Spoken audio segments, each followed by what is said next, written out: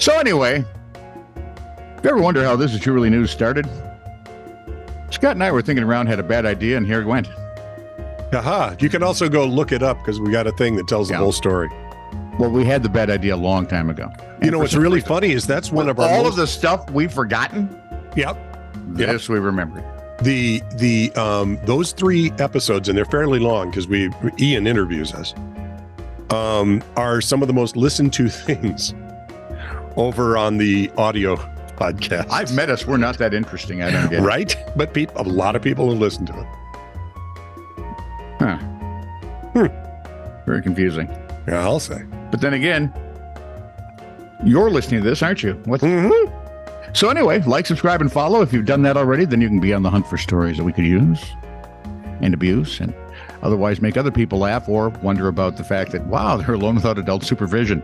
These guys are idiots. Just send it. You know, we shouldn't really say that because idiots have called and they're just a little offended. The Idiot Anti-Defamation League is not happy with us. Where was I? Send stories that we could have fun with to TITR. This is true, really. TITR at netradio.network, which is one of actually, that's not where this all began. No, because it was 2 separate shows and then they got combined. Yeah. Weird. Anyway, and if you want to leave a comment wherever you're listening to this, carry on because Scott is everywhere. He's kind of like the Shadow. He's everywhere. But saying Scott knows just sounds so wrong that we don't.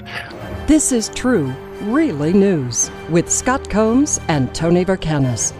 All the news you're about to hear is true. Really? As far as you know. Scott encounters, Scott runs into, Scott accidentally finds. Nope, still creepy. Police calls. I got called for a loud house party. See, I thought it was going to be something like freeze, police. That's coming up. Okay.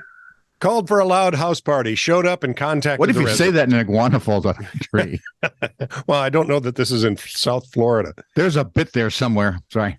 Advised that I was well aware that there were underage kids drinking. I told them to get sober drivers and kick the kids out. We get another call to the area. I give them one more chance.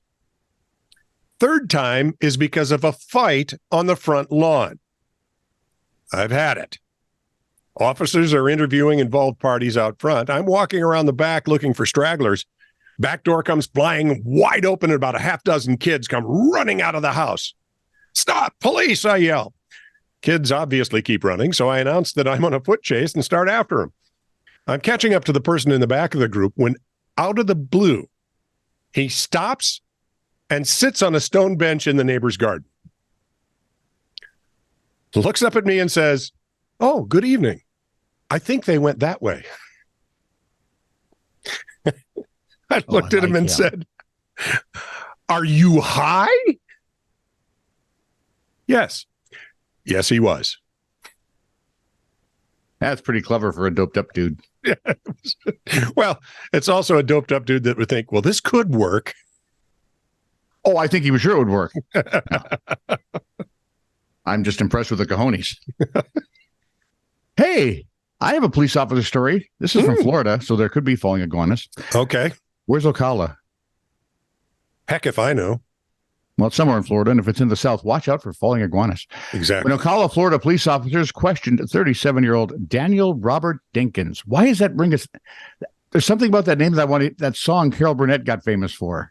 Daniel Dinkins? No, she sang a song about one of the U.S. secretaries that had a long, weird 3 names, and I can't remember what it is now. Oh. Anyway, Daniel Robert Dinkins. They want to talk to him about a nearby burglary, and he responded, "Well, that may have been me." So Dinkins is appropriate. Seeing if I'm the cop, I'm looking and going, "Are you high?" Earlier, officers had been called to a home where someone had thrown a brick through a window where a baby was sleeping inside, then left a book on the front porch. Dinkins said he wanted to swim in the neighbor's backyard pool and wanted to share the book with them. And that's how people usually announce their intentions, by throwing a brick through the window, leaving the book on the front door, then they go for their swim.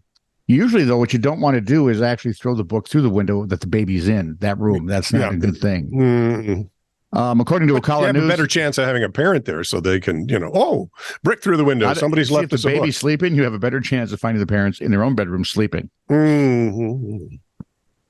Dinkins said he wanted to swim and share the book. Ocala News reports he told police he was also a time traveler and was trying to save the baby from something way in the future when the child is much older.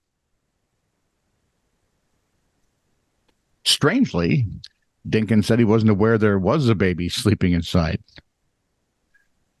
Time travelers have got to get their story straight. Yeah, exactly. So instead of being allowed to leave for whatever place he came from, he's now going to sit in jail and face felony burglary charges. Yeah, well, I'm not so... Now, listen, I was going to share the book with him. It's a great book. It's from the future, where I'm from.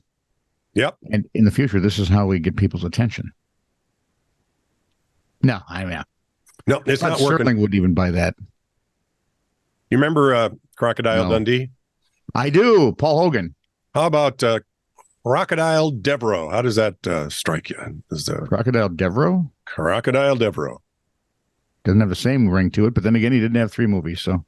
BBC.com says cattle producer Colin Devereaux has spent a month in hospital after being bitten by a 3.2 meter, which is a 10-foot saltwater crocodile in the Northern Territory of Australia.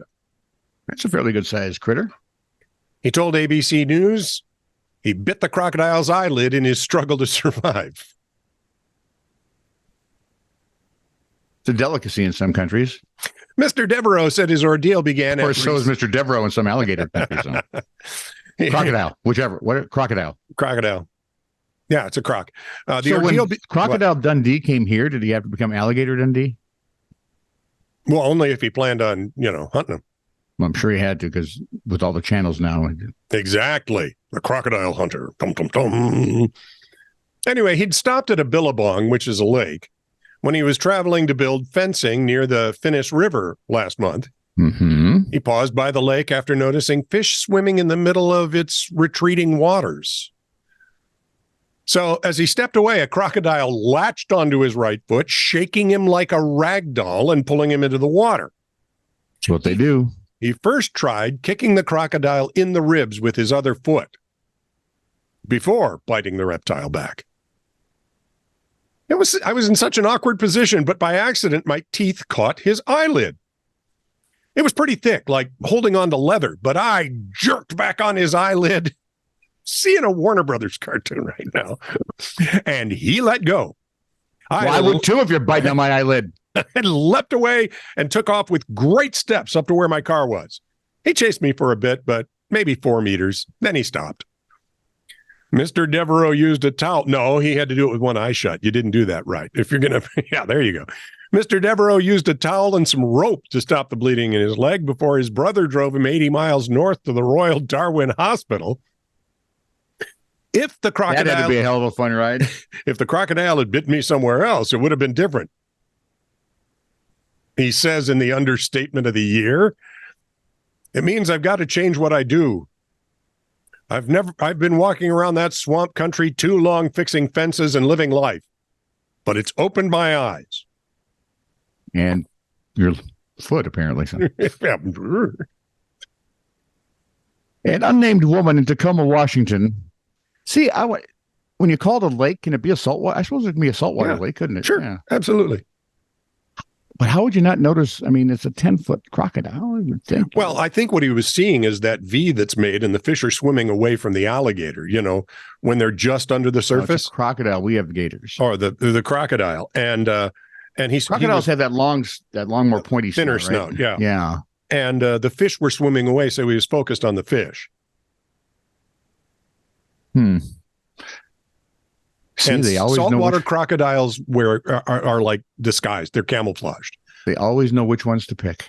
And this crocodile had a Groucho disguise on. I've seen one that was dressed like Lois Lane, but I thought it was just Halloween, so who knew? An unnamed woman in Tacoma, Washington was arrested and detained in a negative pressure room at the Pierce County Jail in June. Yeah, that's what caught my eye. I mean, I'm guessing in Tacoma, people have been arrested and detained more than once, but why are we in the negative pressure room?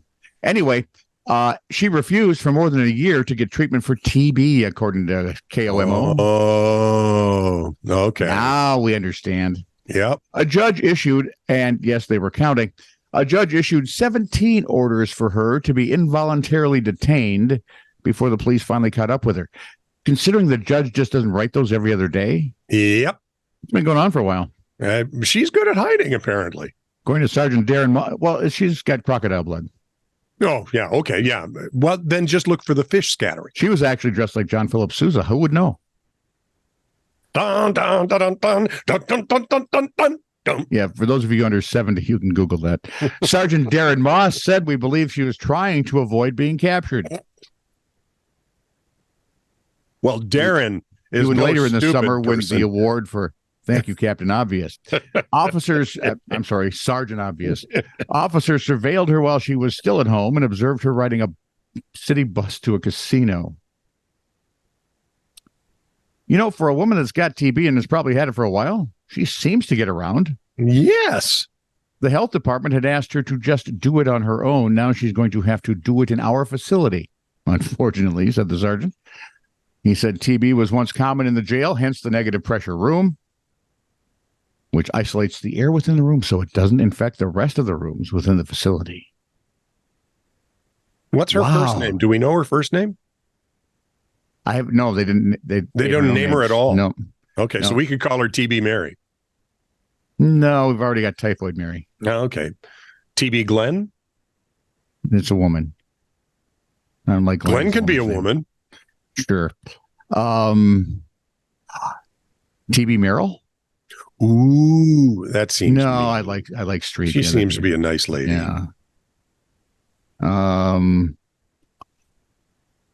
Megan. TB Hillary. I don't. No, that's just mean to the I don't TB. dislike TB that much.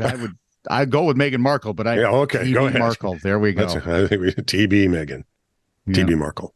Wow, we're mean people. We are mean Yeah. men. This is true, really news. Send email to TITR@netradio.network.